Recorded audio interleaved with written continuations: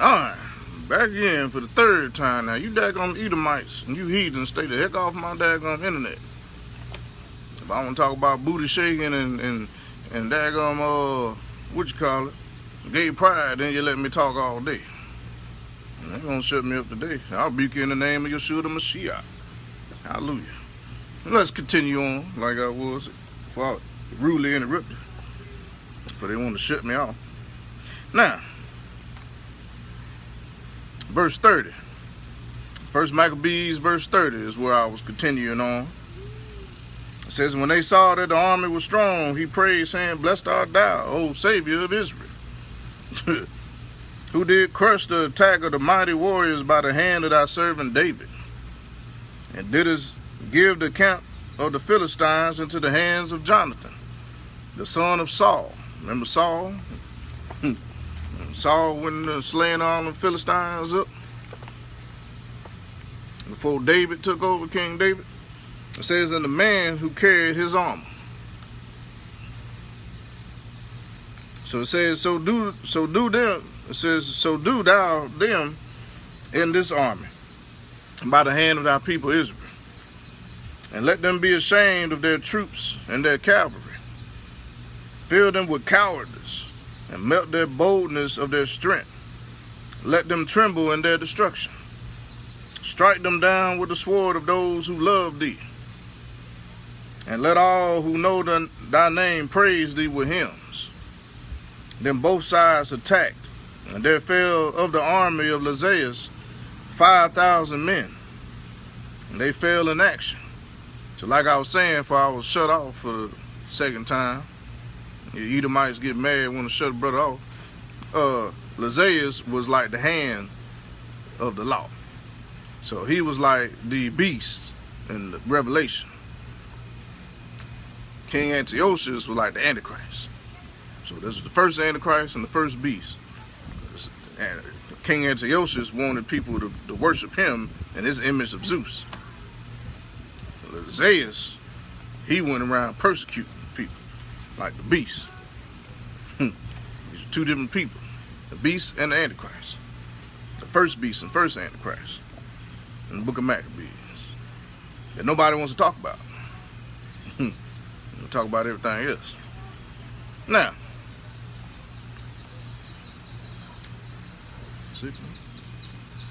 all right, I'm back. Man, Facebook Live, y'all need to get y'all stuff together. Goodness.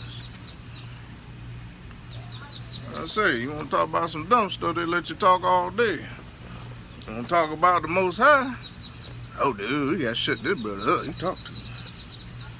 But I rebuke you in the name of Jesus. In the name of the blood of the Lamb. Hallelujah. Let's read on. Verse 34, it says, then both sides attacked, and there fell of the army of Lysias 5,000 men, they fell in action. And when Lysias saw the rout of his troops, and observed the boldness which inspired those of Judas, and how ready they were either to live or to die nobly, he departed to Antioch and enlisted mercenaries to invade Judea again with an even larger army. So he said, yo, y'all Negroes is bold. We go get a big army and invade Judea again. Invade Judah again.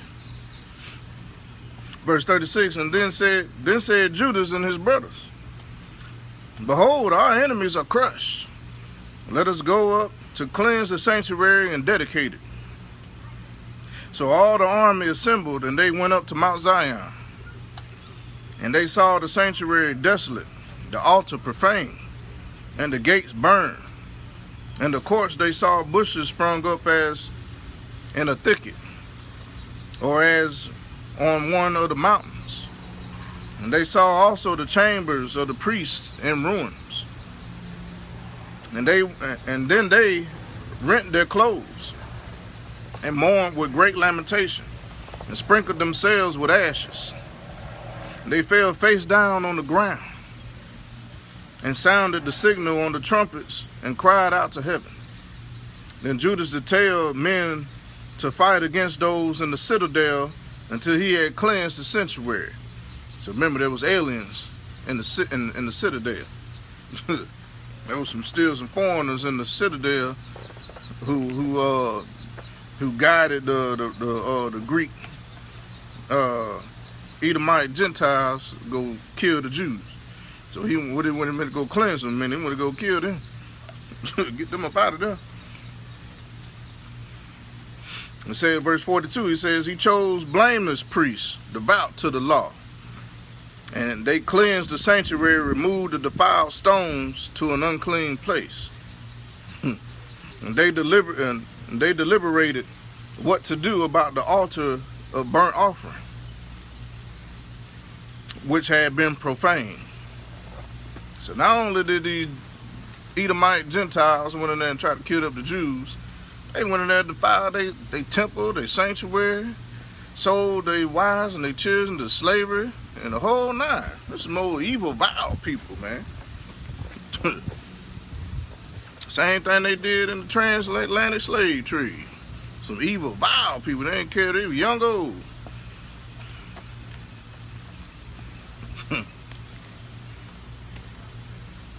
But what they say, it doesn't matter. Forget about it. Don't worry about it. The Lord ain't forgot about all this. Neither will I. Let's read on. It says, verse 45 says, and they thought it best to tear it down, lest it bring reproach upon them. For the Gentiles had defiled it. So it was either they tear it down, or it might bring reproach on them. It might bring sin back to them. They might start worshiping this defilement. So they tore it down. It says, so they tore down the altar and stored the stones in a convenient place on the temple hill, until there should come a prophet to tell what to do with them. And then they took unhewn stones, as the law directs, and built a new altar like the former one.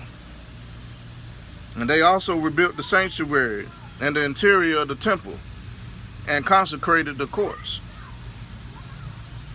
And they made new holy vessels, and brought the lampstand, the altar of incense, and the table into the temple. Then they burned incense on the altar, and lighted the lamps on the lampstand, and these gave light in the temple. And they placed the bread on the table and hung up the curtains. Thus they finished all the work they had undertaken. And early in the morning, on the 25th day of the 9th month, which is the month of Chislev, in the 140th and 48th year, they rose and offered sacrifice as the law directs on the new altar for burnt offering, which they had built, or rebuilt rather. Verse 54 says, at the very season and on the very day that the Gentiles had profaned it, it was dedicated with songs and harps and lutes and cymbals. And all the people fell on their faces and worshiped and blessed heaven, who had prospered them. So they celebrated the dedication of the altar for 80 days and offered burnt offerings with gladness. They offered a sacrifice of deliverance and praise. They decorated the front of the temple with golden crowns and small shields. They restored the gates of the chambers for the priests and furnished them with doors. And furnished them with doors. It says, and there was very great gladness among the people, and the reproach of the Gentiles was removed.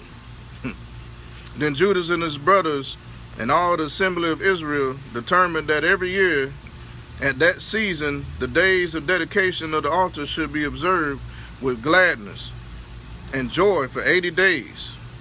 beginning with the 25th day of the month of Chislev. At that time, they fortified Mount Zion with high walls and strong towers round about. Well, Trump said he want to build that wall. Trump wasn't the first person to build no wall. Jews first people built this wall. They built it around Mount Zion. They said they fortified Mount Zion with high walls and strong towers round about to keep the enemy out. It says to keep the Gentiles, which was the enemy, the old white Greek Gentile Edomites, from coming and trampling them down as they had done before. And he stationed a garrison there to hold it.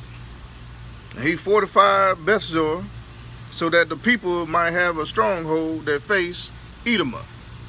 So they might have a stronghold that faced Edom, the Edomites, Edom. All right.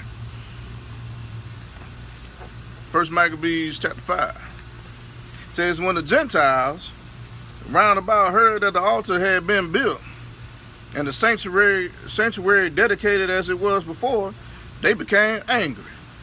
Not only angry, but very angry. It says, and they determined to destroy the descendants of Jacob. Ooh, man. Hey, y'all some treacherous people. Still is today. They said they determined, hey, we're gonna destroy the descendants of Jacob. And what they doing? Still destroying the descendants of Jacob today, who lived among them. Said, hey, we're gonna destroy the descendants of Jacob who lived among them. Where we living at? We live among our enemies. We still living among our enemies. We still living among the Gentiles, the Edomites. And what they said, they were very angry. They wanted to destroy us. Ain't that something? That's why your brother's getting shot dead in the street like you're doing. What the Lord say, ain't nothing new under the sun. Ain't nothing new.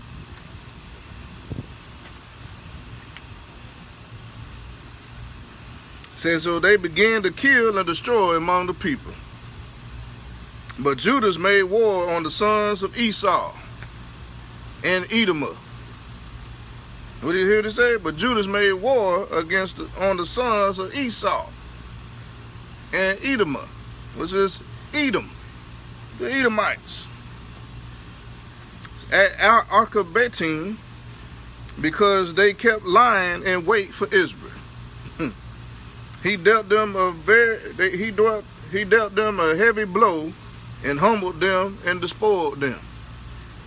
He also remembered the wickedness of the sons of Bain, who were a trap and a snare to the people and ambushed them on the highways. And they were shut up by him in their towers. And he encamped against them, vowed their complete destruction, and burned with fire their towers and all who were in them. Then he crossed over to attack the Ammonites, where he found a strong band and many people with Timothy as their leader. He engaged in many battles with them, and they were crushed before him. He struck them down. He also took Jazer and its villages. Then he returned to Judea and lived in their territory and planned to destroy them. Oh, sorry. Then he returned to Judea. Verse 9 says, now the Gentiles in Galilee gathered together against the Israelites who lived in their territory. Hear what it said? The Gentiles in Galilee gathered against the Israelites who lived in their territory and planned to destroy them. But they fled to the stronghold of the Thamah and sent to Judas and his brothers a letter which said, the Gentiles around us have gathered together against us to destroy us. They are preparing to come and capture the stronghold to which we have fled, and Timothy is leading their forces. It says, now then, come and rescue us from their hands, for many of us have fallen. And all of our brethren who were in the land of Tob have been killed. And the enemy have captured their wives and children and goods, and have destroyed about 1,000 men there. It's verse chapter 5 we in. Verse 14. First Maccabees chapter 5, verse 14. It says, while the letter was still being read, behold, other messengers with their garments rent came from Galilee and made a similar report. They said that against them had gathered together men of Timaeus and Tyre and Sidon, and all Galilee of the Gentiles, to annihilate us. To annihilate us. That's a strong word. I mean, to wipe them off the face of the earth. Verse 16 says, when Judas and the people heard these messages, a great assembly was called to determine what they should do for their brethren who were in distress and were being attacked by the enemies. Then Judas said to Simon his brother, choose your men and go and rescue your brethren in Galilee. I and Jonathan, my brother, will go to Galilee. But he left Joseph, the son of Zechariah, and Azariah, a leader of the people, with the rest of the forces in Judea, to guard it. And he gave them command, saying, take charge of this people, but do not engage in battle with the Gentiles until we return. And then 3,000 men were assigned to Simon to go to Galilee, and 8,000 to Judas for Galilee.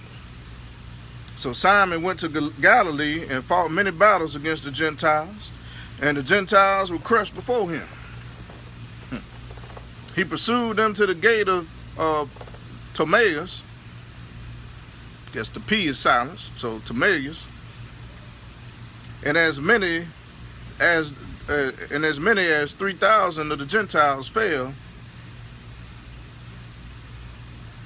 And as many as 3,000 of the Gentiles fell, and he despoiled them. Verse 23, it says, then he took the Jews of Galilee and Arbata with their wives and children, and all they possessed, and led them to Judea with great rejoicing.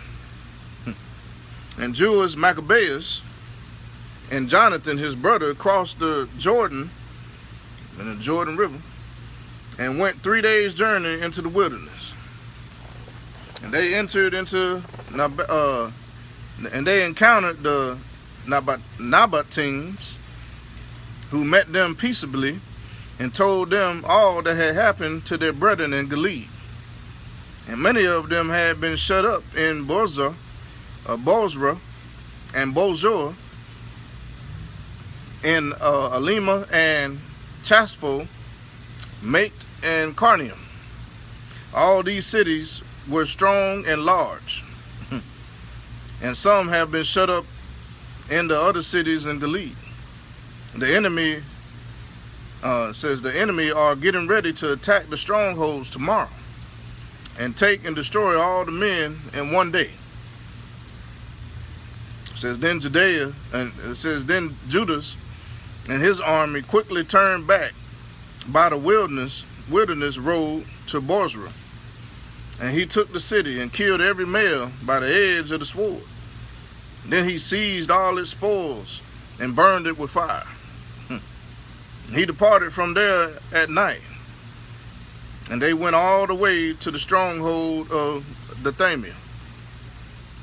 And at dawn they looked up, and behold, a large company that could not be counted, carrying ladders and engines of war, to capture the stronghold and attacking the Jews within. So Judas saw that the battle had begun, and that the cry went out of the city, and that the cry of the city went up to heaven with trumpets and loud shouts. And he said to them of his forces, fight today for your brethren. Then he came up behind them in 3 companies, who sounded their trumpets and cried aloud in prayer.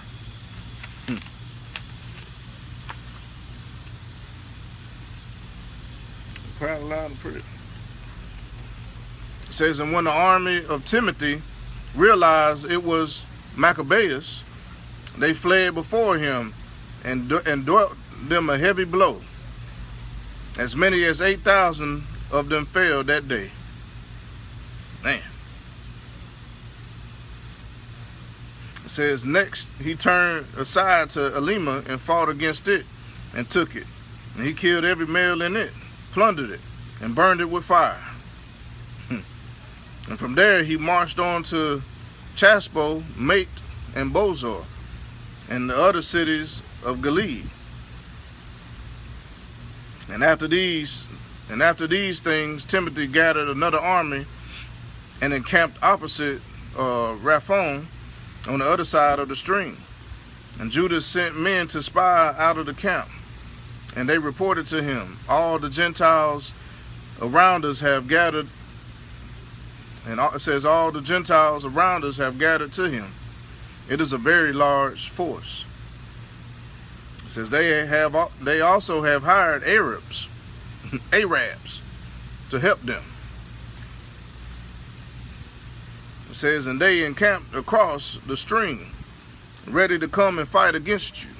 It says, and Judas went to meet them. So these guys, Timothy, he came back with a fierce army.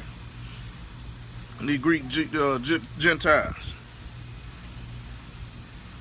And he even hired some Arabs to fight too against the children of Israel, against the Judeans. Verse 40, it says, now as Judas and his army drew near to the stream of water, Timothy said to the officers of his forces, if he crosses over to us first, we will not be able to resist him, for he will surely defeat us. But if he shows fear and camps on the other side of the river, we will cross over to him and defeat him. When Judas approached the stream of water, he stationed the scribes of the people at the stream and gave them this command: permit no man to encamp, but make them all enter the battle. Verse 43 says, then he crossed over against them, and the whole army followed him. All the Gentiles were defeated before him, and they threw away and they threw away their arms and fled into the sacred precinct of Carnaeum. So Judas went over against them and fought them and defeated them. Verse 44, it says, but he took the city and burned the sacred precincts with fire, together with all who were in them. So when he took the city, he burned the precincts with fire, together with all who were in there. He didn't care who was in there. He burned them all. His war. He didn't care who was in there. He burned them all. It says, thus Carnaeum was conquered, and they could stand before Judas no longer. It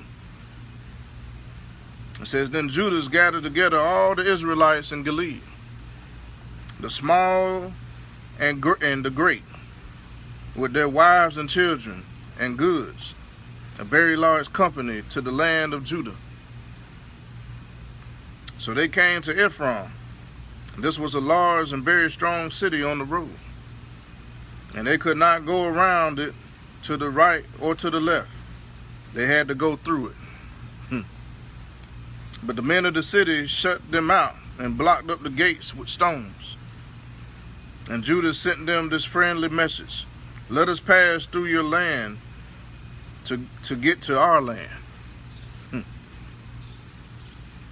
It says, no one will do you harm. We will simply pass by on foot. But they refused to open it to him.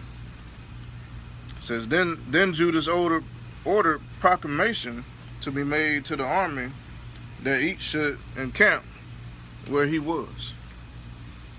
So the men of the forces encamped, and he fought against the city all that day and all that night. And the city was delivered into his hands.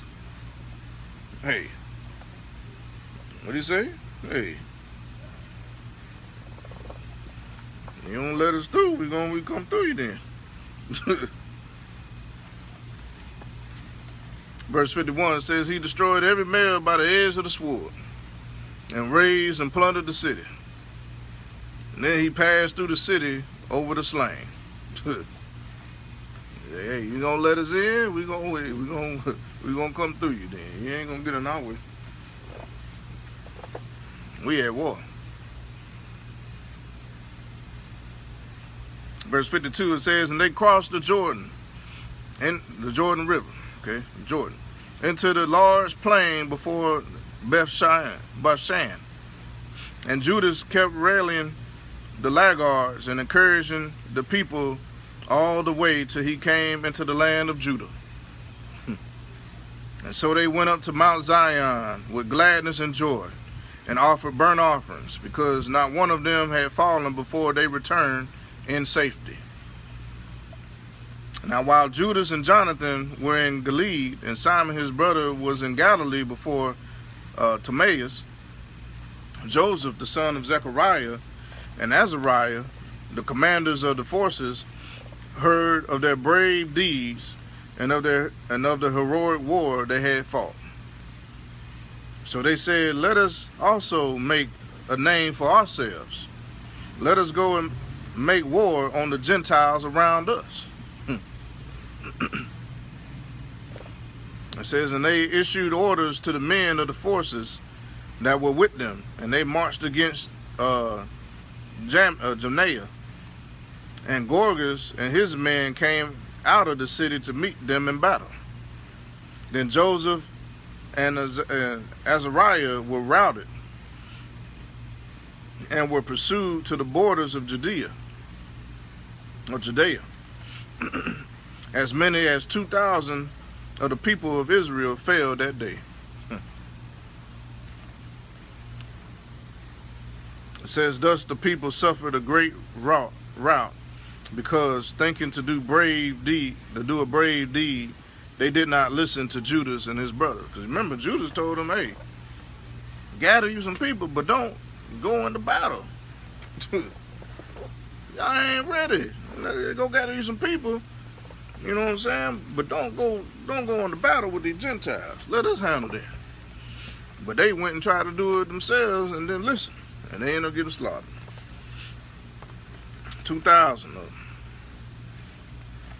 Man. Verse 62 says, but they did not belong to the family of those men through whom deliverance was given to Israel. It says, the man Judas and his brothers were greatly honored in all Israel, and among all the Gentiles, wherever their name was heard.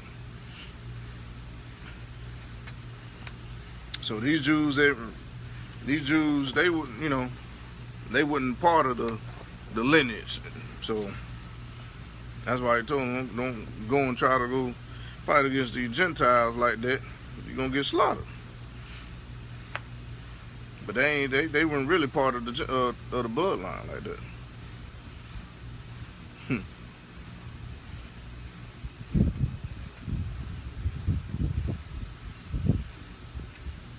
Verse 64, it says, men gathered to them and praised them. It says, then Judas and his brothers went forth and fought the sons of Esau in the land of the south, or the land to the south. And he struck Hebron and its villages, and tore down its strongholds, and burned its towers round about. And then he marched off to go into the land of the Philistines, the Palestinians, and passed through Marissa.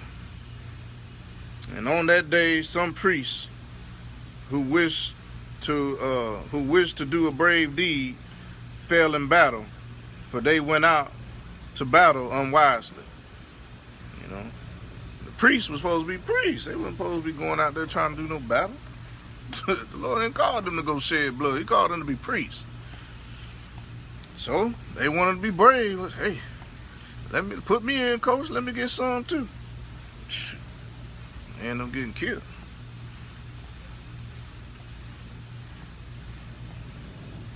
Verse 68 says, but Judas turned aside to Azotus in the land of the Philistines, and he tore down their altars and their graven images of their gods he burned with fire. And he plundered the cities and returned to the land of Judah. Returned there to the land of Judah. And we're going to leave it there. So next time we're going to continue in 1 Maccabees chapter 6. 1 Maccabees chapter 6. We got to get in, I might stop this video and get into some more Romans. So, man, that's interesting, man. Our people wasn't no punks, man. You know, that's why they say it don't matter and all this stuff. Color don't matter. It do. Because it matters in the Bible. Because when you say it don't matter, you continue to put a curse on us. You continue to take our strength. You continue to be confederate with them alien Jews in the land, and them Persians and them Gentiles. And who else was confederate? Well, a lot of people, you can be a confederate, you continue to say, I'm confederate with them, to keep you from what? To cut you off from becoming a nation. They want to keep us from becoming a nation. That's why they say it don't matter. Hey. So when the day of the Lord happens, and you're behind getting slaughtered, I'm going to say, hey, it don't matter. It don't matter to me now. Hey, you told me it don't matter, so it ain't going to matter to save you either. Because the Lord say, I'm going to lead into captivity those who led you into captivity. Those who lived by the sword, they're going to die by the sword. Hey, that's why, all the stuff I see on my TV, it don't fade me. It's the reckoning. But y'all have a blessed day. I'm going to get on this next video. Shalom.